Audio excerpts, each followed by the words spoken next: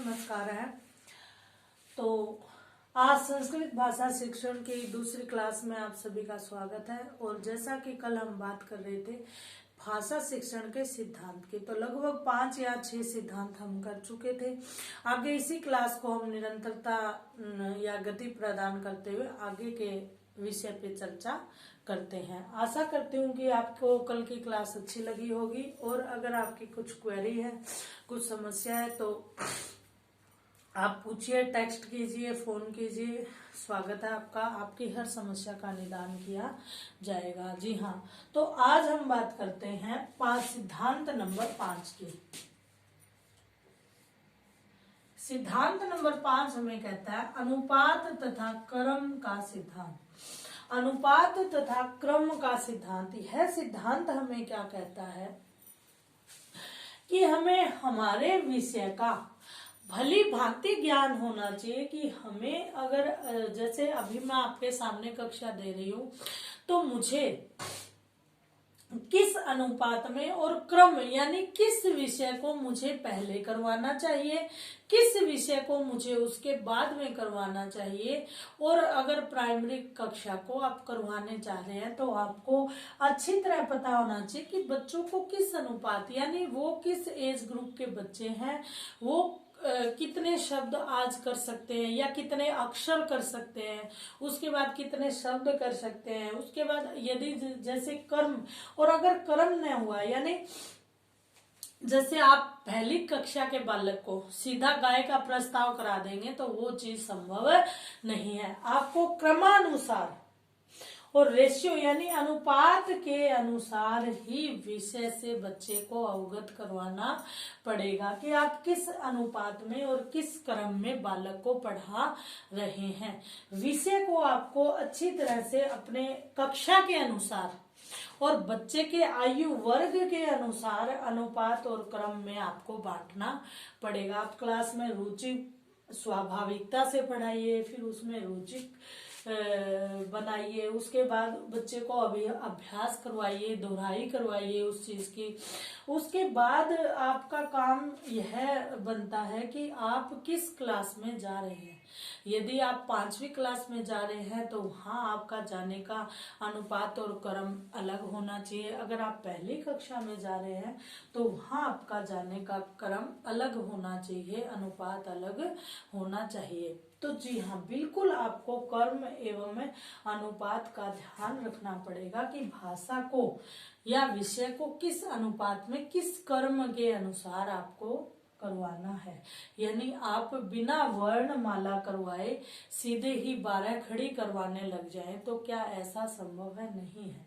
इसीलिए क्रमानुसार आपको चलना पड़ेगा। और यह बात सिर्फ भाषा शिक्षण पर ही लागू नहीं होती, प्रत्येक विषय पर यह बात लागू होती है कि आप बालक को उसकी बौद्धिक क्षमता, उसकी आयु वर्ग के अनुसार ही विषय का ज्ञान कराएं। और यहाँ पर बात आपके विद्यार्थियों की संख्या के अनुपात पर भी लागू होती है कि आप कितनी संख्या में उस कक्षा में विद्यार्थियों को पढ़ा रहे हैं और किस क्रम में उनको। जैसे अगर कोई बच्चा पढ़ने में थोड़ा सा धीरे है तो आप यदि उसको सबसे पीछे वाले पायदान पे बैठा देंगे तो उसकी जो रुचि है वो रुचि उत्पन्न होने की बजाय उसको क्लास में नीरसता आएगी और वह आगे बढ़ने की बजाय और पीछे चला जाएगा।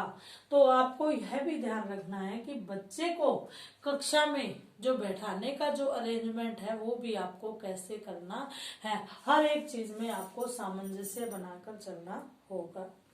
अब बात करते हैं सिद्धांत 6 की, अभिप्रेरणा का सिद्धांत।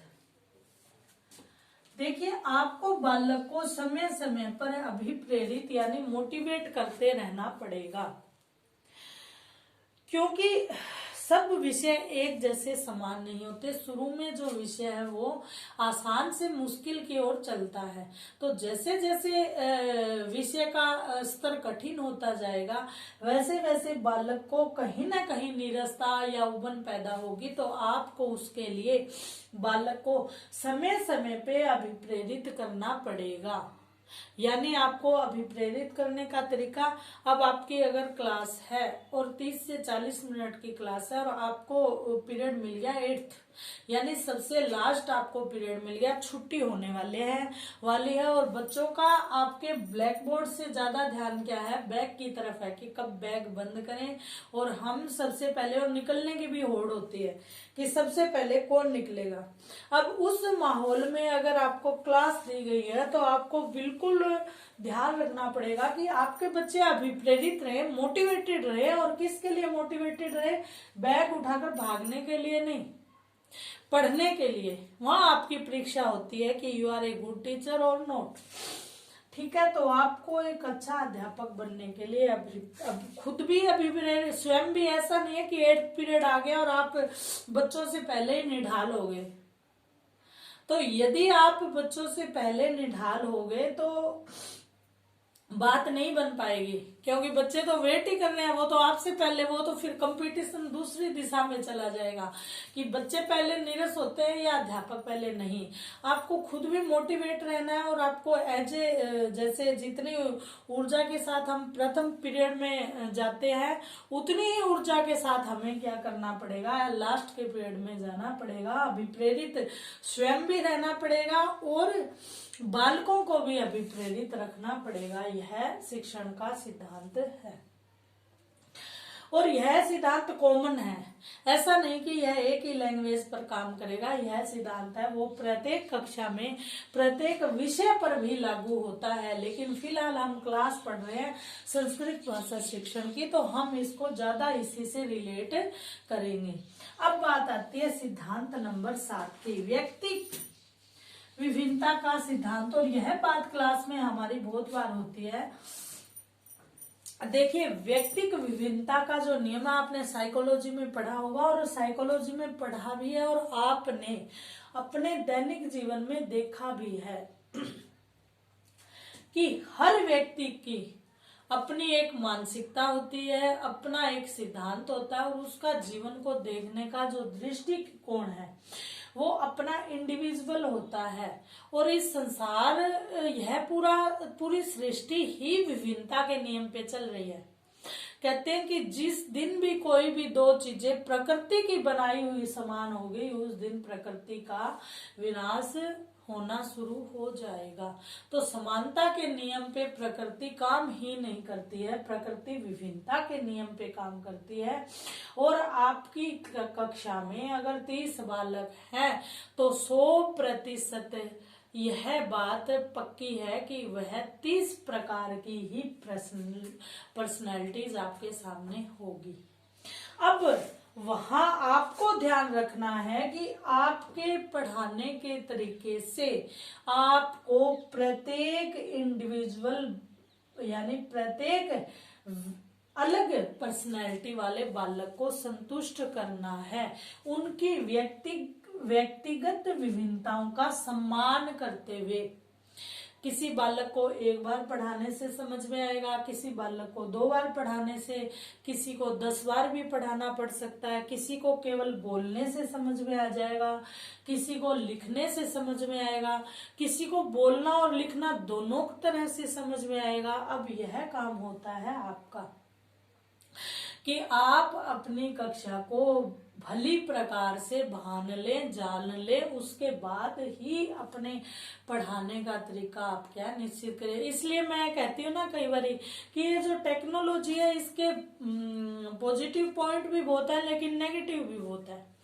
आप यह जो व्यक्तिक विभिन्नता का सिद्धांत है ना, इसको आप टेक्नोलॉजी के माध्यम से कहीं ना कहीं पूरा नहीं कर पाते, लेकिन फिर भी हमें कोशिश जिस भी स्थिति है उसमें प्रयत्न अच्छा करना चाहिए, क्योंकि आपको ये नहीं पता कि सामने आपको किस तरह के बालक। अब आप तो पुराने स्टूडेंट हैं, 2nd ईयर में आ गए, 1st ईयर में आपसे रूबरू हुए थे, लेकिन अब जो 1st ईयर की क्लास आएगी उसको बिना जाने और टेक्नोलॉजी के माध्यम से शिक्षित करना कहीं ना कहीं एक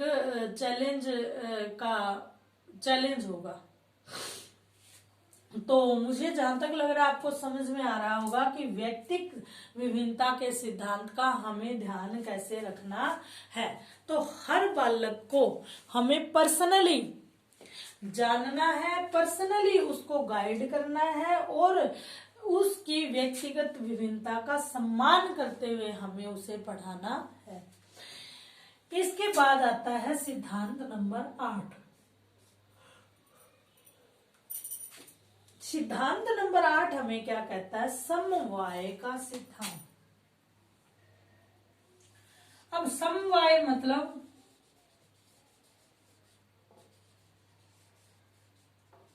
कॉम्बिनेशन। कॉम्बिनेशन किसका? विद्यार्थी और अध्यापक का, बालक और अध्यापक का समवाय।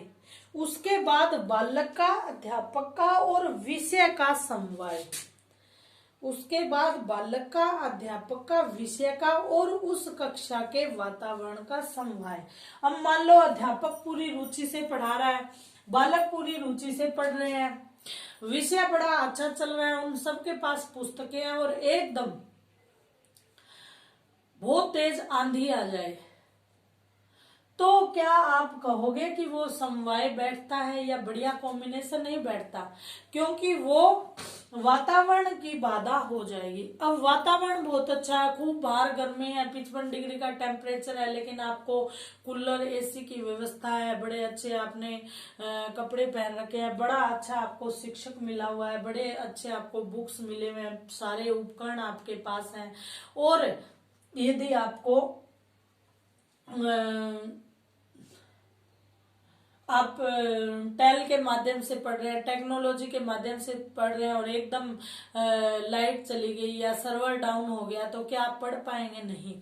तो समवाय यानी एक भाषा जब हम शिक्षण कर रहे हैं या जब हम शिक्षण का कार्य कर रहे हैं तो वहां मौजूद और जरूरी जितने भी घटक हैं उन सब घटकों में समवाय का होना, कॉम्बिनेशन का होना, कोऑर्डिनेशन का होना अत्यंत आवश्यक है, सामंजस्य का होना अत्यंत आवश्यक है। इसी को हम क्या कहेंगे? समवाय का सिद्धांत कहेंगे। अब इसके बाद हम बात करते हैं सिद्धांत नंबर 9 की, प्रयत्न का सिद्धांत। और देखिए, प्रयत्न के बिना कुछ भी संभव नहीं है। यदि हम प्रयत्न नहीं करते कि हम टेक्नोलॉजी के माध्यम से क्लास लगा लेंगे तो नहीं लगती। यदि आप सुबह उठने का प्रयत्न न करेंगे तो आप नहीं उठ पाएंगे। अब खाना बना बनाया थाली में रखा और यहाँ बात आती है, कुछ लोग भाग्य के भरोसे रहते हैं कि जी भाग्य में लिखा होगा तो मिल जाएगा। मुझे इस बात में बड़ी दुविधा रहती है कि अगर वास्तव में ही भाग्य में लिखा है और हमें मिलेगा तो फिर हम प्रयत्न क्यों करते हैं, भागदौड़ क्यों करते हैं? और इसीलिए कर्म करना आवश्यक है। और जो व्यक्ति कर्म कर रहा है वो भाग्य के भरोसे कैसे रहता है? क्योंकि अगर भाग्य के भरोसे रहना और मैं ऐसे सोच लूंगी मुझे तो सरकारी नौकरी मिलनी ही मिलनी है और मैं किताब को हाथ भी ना लगाऊं तो क्या संभव है? तो हम एक ऐसे वर्ग से संबंध रखते हैं, शिक्षक वर्ग से संबंध रखते हैं, तो हमें व्यक्ति के जीवन में मेहनत का बीज जरूर बोना चाहिए। भाग्य का, किस्मत का संयोग बनता है, लेकिन वो कब? जब आपने मेहनत की। इतना फर्क पड़ सकता है कि एक बच्चे ने 8 साल मेहनत की वो तब लगा, एक ने 2 साल मेहनत की तब लगा, लेकिन वो भी कहीं ना कहीं हमारे कर्मों का ही फल है। भाग्य भी हमारे पिछले जन्मों का एक तरह से संचित कर्म है। इसीलिए प्रयत्न का सिद्धांत है। यानी आपको अगर ऐसे लगा कि जी मेरी क्लास में 30 बच्चे हैं और 30 में से 10 बालक ऐसे हैं जो पढ़ ही नहीं रहे हैं, जो भाषा शिक्षण के कार्य को समझ ही नहीं रहे हैं, तो आपको छोड़ नहीं देना, लेट गो नहीं करना। आपको क्या करना है? प्रयत्न करना है। क्या प्रयत्न करना है? उन बालकों को भी मुख्य धारा से जोड़े, उन बालकों को भी पढ़ाई के प्रति रुचि या अभिप्रेरित रखें, मोटिवेटेड करें, बार बार उनसे प्रयत्न करवाएं और करत करत अभ्यास के जड़मती होत सुजान, रसरी आवत जात ते सिल पर परत निशान। यह कहावत है, यह सत्य सिद्ध कहते हैं ना कि सर्वसिद्ध जो कहावत है वह है। ऐसा इसमें कोई भी झूठ नहीं है। अगर आप प्रयत्न करोगे तो आप अवश्य ही सफल होगे। और आप कितने न जाने कितने आप उदाहरण देख सकते हैं। तो इसलिए प्रयत्न कीजिए और जुटे रहिए। प्रयत्न के बिना इस संसार में कुछ भी संभव नहीं है। अब हम आगे करते हैं सिद्धांत नंबर 10, लेखन कार्य से पूर्व मौखिक कार्य का सिद्धांत। अब देखिए यह सिद्धांत क्या कहता है। यह सिद्धांत कहता है कि आप केवल बोर्ड पर लिखते जाएं और बच्चे अपनी नोटबुक पर लिखते जाएं, इतना ही काफी नहीं है। आप लेखन कार्य से पहले मौखिक कार्य करवाएं। जैसे आप उनको कमल लिखना सिखा रहे हैं तो पहले आप उनको साथ में मौखिक उच्चारण करवाइए, म और ल, कमल, कमल। फिर वो बच्चे आपके पीछे बोलेंगे, फिर वो लिखेंगे। यानी बोलकर लिखने का सिद्धांत आप उसमें सामंजस्य बिठाएं। पहले बच्चों को बुलवाएं, उसके बाद लिखवाएं और लिखते समय भी उन्हें कहें कि वे साथ के साथ उच्चारित भी करें। यानी मौखिक व लिखित जो भाषा का प्रयोग है उसमें सामंजस्य होना चाहिए। पहले बालक को बुलवाएं, पहले बालक को बार बार दोहराएं, रिपीट करवाएं, आवृत्ति करवाएं, उसके बाद लेखन कार्य करवाएं। ठीक है, ये है आपका मौखिक व लिखित भाषा के प्रयोग में सामंजस्य। इसके बाद आता है स्वतंत्रता का सिद्धांत। स्वतंत्रता का सिद्धांत कहता है कि आपने बालक को भाषा शिक्षण करवा दिया, लेखन करवा दिया, मौखिक उसका काम करवा दिया, उसके बाद बच्चे को इतनी फ्रीडम दे कि वह उससे प्रश्न पूछे और उत्तर देने की उसको आजादी दे। क्योंकि यदि आप उसको अभिव्यक्ति की आजादी नहीं देंगे तो आपको कभी भी नहीं पता चल पाएगा कि आपके बच्चे ने आपकी क्लास से ग्रहण कितना किया है।